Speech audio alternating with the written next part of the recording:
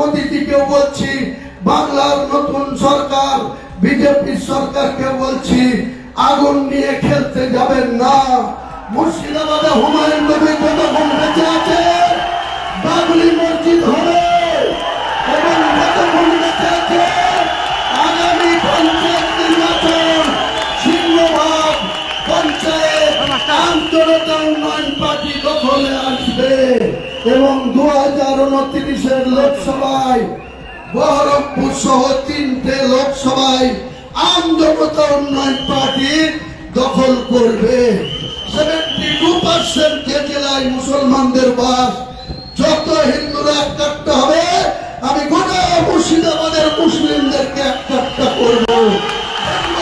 কি করে নির্বাচিত করব? আমরা নিশ্চিত ভাবেই আগামী 2029 সালে 3টে লোকসভায় দখল করব।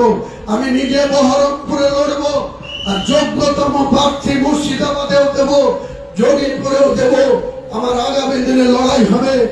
এই যে 3টে এমপি আছে অকেজো, একটা গুজরাট থেকে নিয়ে এসে করেছে, আর একটা ল্যাংড়া ভাঙড়া মিথ্যাবাদী, এদেরকে হারিয়ে যোগ্য মুসলমানদেরকে 2029 সালে যোগীপুর, মুর্শিদাবাদ এবং বহরমপুরে আমি নিজে লড়বো। আমার চ্যালেঞ্জ, হিন্দু ভোট সব একটা হোক, তাও 2 লক্ষ ভোটে আমি জিতবো।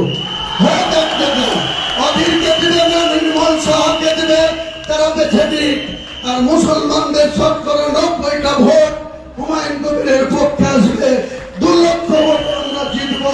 তারা ক্ষমতা থাকে আমাদেরকে রুখে দেবে। আর আমি নতুন বিজেপি সরকারকে বলবো, আপনাদেরকে মানুষ আশীর্বাদ করেছে, সম্মান দিয়েছে, ক্ষমতা দিয়েছে। আপনারা মুর্শিদাবাদে কোন রকম কোন ঝামেলা করতে, আপনাদের যারা নবনির্বাচিত বিধায়ক 8 জন, তাদেরকেও নিষেধ করবেন। আর আপনাদের যারা কিছু লাঠিয়াল বাহিনী আছে তাদেরকেও সংযত করবেন। আমি আগেও বলেছি, আবার বলছি, আমরা কাউকে আগে থেকে কারো সম্পদ দখল করতে যাব না, আগে থেকে কারো গায়ে হাত উঠাবো না।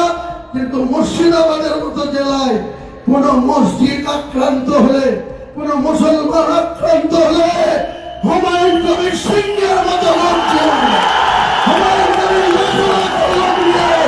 রাস্তায় নামবে। কোনো কথা মানবো না, কোন সরকারের প্রশাসনকে মানবো না।